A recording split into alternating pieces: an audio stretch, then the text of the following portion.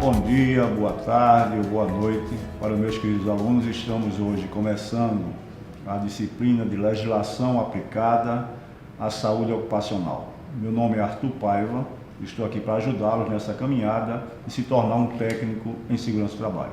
A nossa matéria é dividida em 4 competências.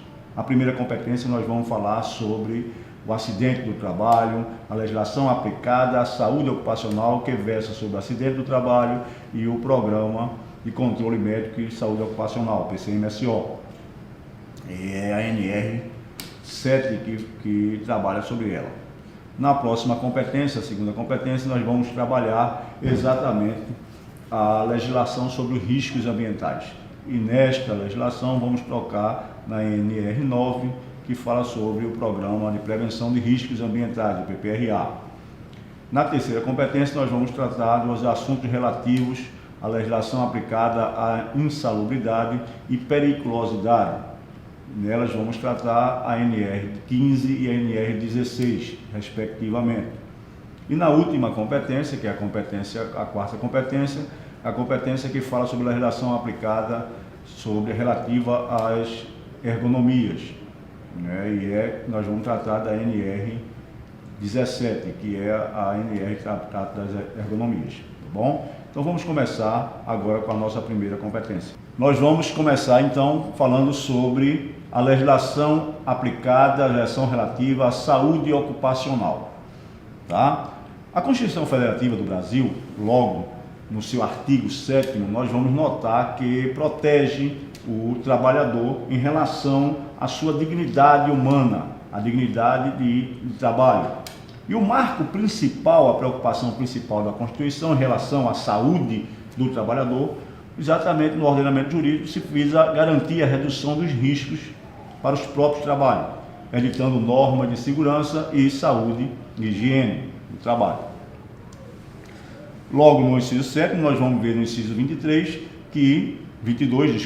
a dignidade humana ela é preservada em relação ao próprio ambiente do trabalho.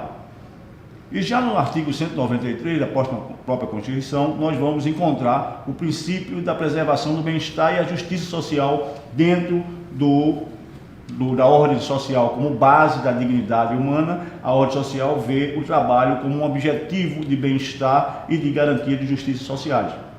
Já no artigo 200 do próprio Constituição Federal, nós vamos encontrar também o meio ambiente protegido. E nesse meio ambiente protegido, nós vamos encontrar o ambiente do trabalho também como uma proteção da Constituição Federal. Então, esta é a norma constitucional que garante ao trabalhador a sua saúde enquanto ambiente laboral. Tá? Já na CLT, na Constituição, na Consolidação das Leis Trabalhistas, nós vamos encontrar no artigo 5 o capítulo da segurança e da medicina do trabalho, que vai do artigo 154 ao artigo 223. E neles nós vamos encontrar também o marco principal da preocupação, que é a saúde do trabalhador. O trabalhador, ele tem toda essa preocupação a norma de toda essa preocupação de garantir ao trabalhador, um ambiente de trabalho sadio, obrigando a empresa a ter serviços especializados e a cumprir essas normas.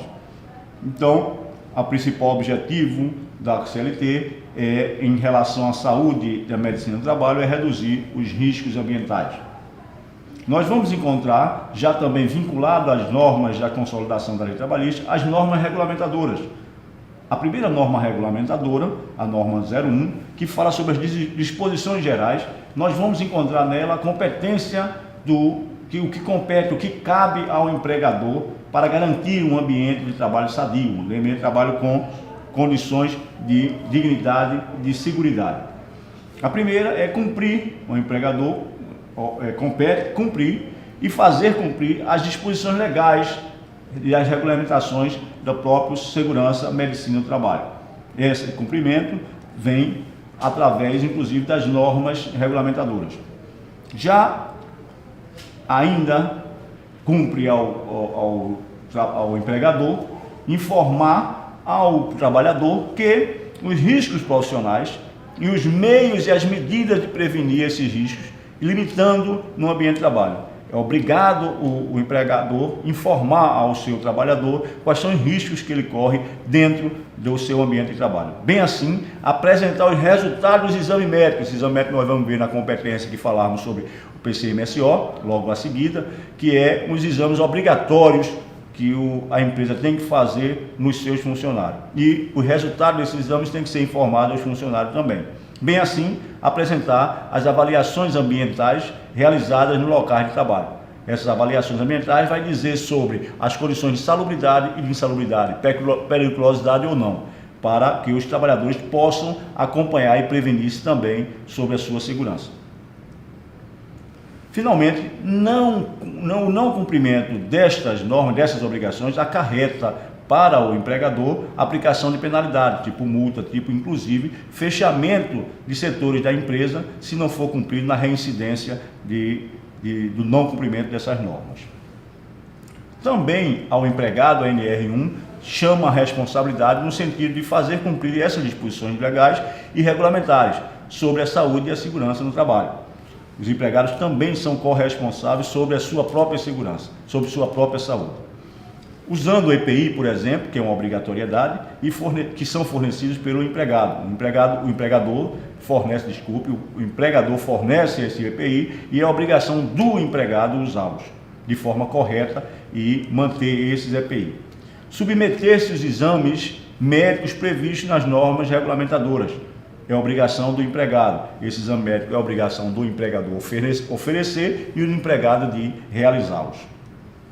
Também é obrigação do empregado colaborar com a empresa no sentido de que seja aplicado regularmente e normalmente as normas regulamentadoras, constituindo um ato faltoso do empregado a recusa injustificada do empregado no cumprimento. Isso, inclusive, pode dar até justa causa. Bom, agora vamos falar sobre acidente do trabalho. O que vem a ser o acidente do trabalho, veja que tem alguns detalhes nessa definição que é preciso bem o nosso aluno compreender. Acidente do trabalho é aquele que ocorre no exercício do trabalho, a serviço da empresa ou pelo exercício do trabalho dos segurados previdenciários, provocando lesão corporal ou perturbação funcional, que cause a morte, a perda ou a redução permanente ou temporária da capacidade de trabalho. Então veja que nós temos elementos nessa definição. Primeiro, que o trabalho tem que ser exercido, que o acidente tenha sido ocorrido em decorrência do exercício do trabalho. E que este acidente provocou uma lesão corporal ou uma perturbação funcional. E essa perturbação resulte a morte, a perda ou a redução da capacidade para o trabalho, seja permanente ou temporariamente. Estas características que vão dizer se o acidente do trabalho foram realmente decorrentes da atividade laboral ou não decorrente da atividade laboral. E esse resultado desse acidente tem que sofrer uma redução na capacidade do trabalho. Temos alguns tipos de acidente. Por exemplo, o acidente típico. Um acidente típico é aquele que ocorre no local de trabalho, no horário do trabalho e, principalmente, em razão do serviço que o trabalhador faz. Por exemplo, aí o aluno me perguntaria, mas professor, se um trabalhador ele trabalha para uma empresa, mas faz o serviço executando fora do local dessa empresa, do ambiente da empresa, vem a ser que tipo de acidente? Ainda continua sendo um acidente típico, porque estava fazendo serviço pela empresa, mesmo que no local do cliente. Por exemplo, aquele instalador de antena de TV está fazendo serviço pela empresa, a serviço da empresa, no horário que a empresa estabeleceu, sob a subordinação da empresa, mesmo sendo na casa do cliente. Não deixa de ser um serviço, um acidente típico, tá? Que foi em razão do serviço executado. Agora tem o acidente de trajeto. É aquele acidente que vem o empregado ou o trabalhador sofrer na ida ou na volta para o seu horário de trabalho, para assumir sua função na empresa. Então veio a sofrer um acidente automobilístico, por exemplo, na hora que ele saiu de casa às 6 horas da manhã para chegar no seu ambiente de trabalho às 8 e veio sofrer um acidente. É um acidente de trabalho. É o chamado acidente de trajeto. É aquele em que o trabalhador, no percurso de deslocamento entre a sua residência e o local de trabalho, ou vice-versa, vier a sofrer. Outro tipo de acidente que nós vamos encontrar são os considerados. Ou seja, existe o acidente típico, o acidente de trajeto, e agora existe o acidente de trabalho que, por consideração, a lei diz: olha, também é acidente do trabalho as doenças profissionais. E doença profissional é aquela produzida ou desencadeada pelo exercício do trabalho peculiar. O exercício do trabalho, note bem, a doença é aquela que foi produzida ou desencadeada pelo exercício do trabalho peculiar a determinada atividade desenvolvida pelo trabalhador. Diferentemente, que também é considerado acidente de trabalho, a doença do trabalho. A doença profissional é o exercício peculiar e a doença do trabalho é aquela adquirida ou desencadeada em função das condições especiais em que o trabalhador realiza este trabalho. Uma coisa é a função, e aí se torna acidente do trabalho, e outra coisa é o exercício do trabalho peculiar. Como diferir? Se define muito claramente. As condições ambientais não favorecem o exercício do trabalho, e nisso vem a ocorrer um acidente com o trabalhador, chama-se acidente do trabalho. Agora, as condições peculiares, ele fica sempre trabalhando no mesmo movimento, e aquilo ali é as condições peculiares do trabalho. O trabalho exige que seja daquela forma, não é as condições, não é o maquinário, não é um ambiente que está com pouca luminosidade, não é um ambiente que está com ruído, que esse aí é acidente do trabalho, tá? Mas é o próprio exercício do trabalho. A atividade tem que ser aquele britadeiro, aquela pessoa que fica britando com a britadeira um solo. Então, aquela britadeira traz aquela forma de exercitar o seu trabalho, de executar o seu trabalho, que é rotineira, que é repetitiva, consequentemente pode trazer uma doença profissional. Bom, passemos agora a considerar a doença que não é considerada acidente do trabalho. Por exemplo, não se considera acidente do trabalho a doença degenerativa. Osteoporose, por exemplo, mal de Parkinson, são doenças que não podem ser consideradas doença do trabalho, e nem consequentemente ser acidente do trabalho. Outro é a doença do grupo etário, né? A velhice mesmo, a redução da capacidade auditiva, a redução da capacidade de mobilização, de movimento, não pode ser considerada. A doença que não incapacita para o trabalho, uma mera gripe, uma sinusite, né? Um resfriado, são doenças que não são consideradas doenças do trabalho para efeito da legislação. E também as doenças endêmicas adquiridas, por exemplo, o pessoal que mora na área da Amazônia é factível a ter contrair a doença da malária, por conta do mosquito que é presente naquela região. Consequentemente, não vem a ser uma doença do trabalho. Porém, uma ressalva, se esse vetor da malária estiver dentro do ambiente de trabalho dele, for provado que o foco é ali dentro, e ele vier contrair, aí sim pode ser uma doença do trabalho, porque foi as condições de trabalho que favoreceu. Só neste caso que tem uma ressalva na própria legislação. Porém, se ele foi na casa dele, ou foi no ambiente de residência da sociedade onde ele vive, que ele veio contrair, essa malária não pode ser tida como uma doença do trabalho, tá?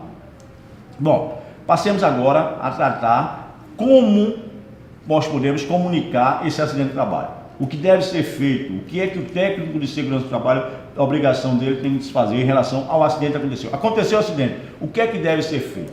Bom, primeira comunicação do acidente de trabalho deve ser através da empresa. A empresa que deve comunicar o acidente de trabalho à Previdência Social, até o primeiro dia útil seguinte da ocorrência. Se houver morte, tem que ser de imediato. A autoridade competente, no caso, a autoridade competente é inclusive a autoridade policial, a delegacia, etc. Caso a empresa não formalize o acidente do trabalho, pode formalizar o próprio acidentado, se ele tiver condição, a família, o dependente do acidentado e o sindicato da classe pode também fazer a formalização desse acidente. Isso não obsta que a empresa, pela sua inércia, pela sua desídia, não venha a ser multada, não venha a ser penalizada por isso. A empresa responde pelo não cumprimento da obrigação de informar o acidente do trabalho. O médico que assistiu à autoridade pública também pode fazer isso. A princípio, aliás, é atribuição do pessoal do RH da empresa fazer esse tipo de registro. Porém, muitas empresas deixam a mão do técnico de segurança do trabalho, tá? Apesar de não ser atribuição do técnico de segurança do trabalho, mas tem sido feito em algumas empresas corriqueiramente a comunicação de acidente por responsabilidade do pessoal da área de segurança do trabalho. Porém, é uma responsabilidade do setor de pessoal da empresa de recursos humanos. o acidentado ou seu dependente deverá receber da empresa uma cópia da CAT, da Comunicação de Acidente do Trabalho, e também o sindicato, tá bom? Qual é o dia do acidente do trabalho? Essa é uma boa pergunta. O dia do acidente do trabalho pode ser de três formas. Primeiro, a data do início da incapacidade laborativa para o exercício da atividade habitual. Pode ser também o dia da segregação compulsória, seja o dia que deixou ele de exercer sua atividade, seja naquele momento. E pode ser o dia em que foi realizado o diagnóstico.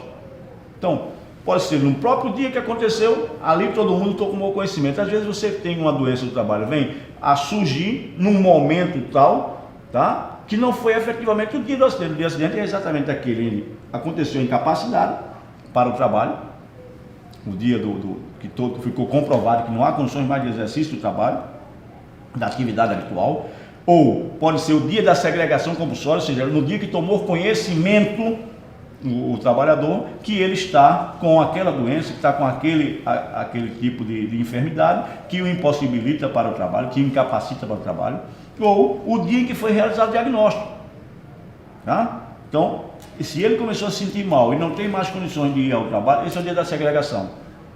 É uma segregação compulsória, ele não pediu para não ir, mas terminou não podendo ir ao trabalho. E o dia que ele realizou o diagnóstico, foi embora fazer um exame de sangue e descobriu que ele estava com uma situação cancerígena, foi para um oncologista, etc. Então, este é o dia do diagnóstico, tá bom? Bom, falaremos agora do Programa de Controle Médico e Saúde Ocupacional. Qual é o objetivo do programa? É promover a saúde dos trabalhadores. Tá?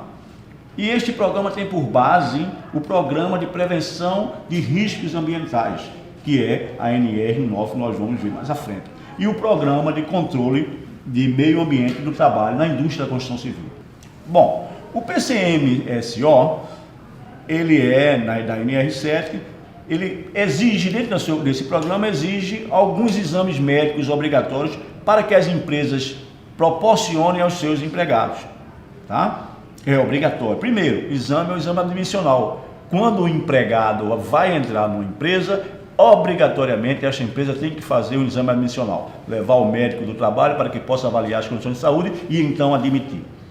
Mas durante a execução do trabalho existem outras situações que pode ser exigido o exame. Por exemplo, o exame periódico, tá?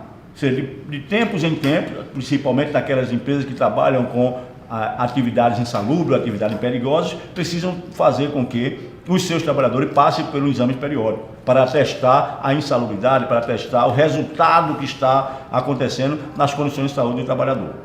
O exame de retorno ao trabalho, ou seja, quando o empregado vem sofrer um acidente e fica segregado do trabalho, fica isolado, fica afastado do seu trabalho, ele quando vai retornar é obrigado ele fazer um exame de retorno ao trabalho para testar que ele está com as condições de retornar e reassumir suas funções, que é um exame também obrigatório.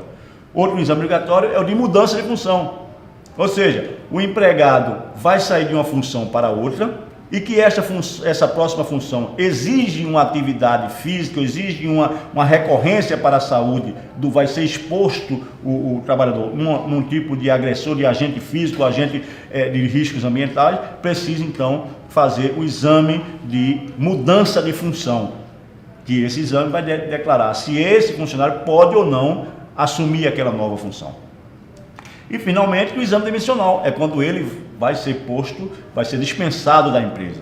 Quando ele é dispensado da empresa, também é feito um exame demissional, para mostrar ao mercado de trabalho que ele saiu, até mesmo para a lei, que ele saiu com as condições que entrou e, consequentemente, não está levando nenhuma doença adquirida.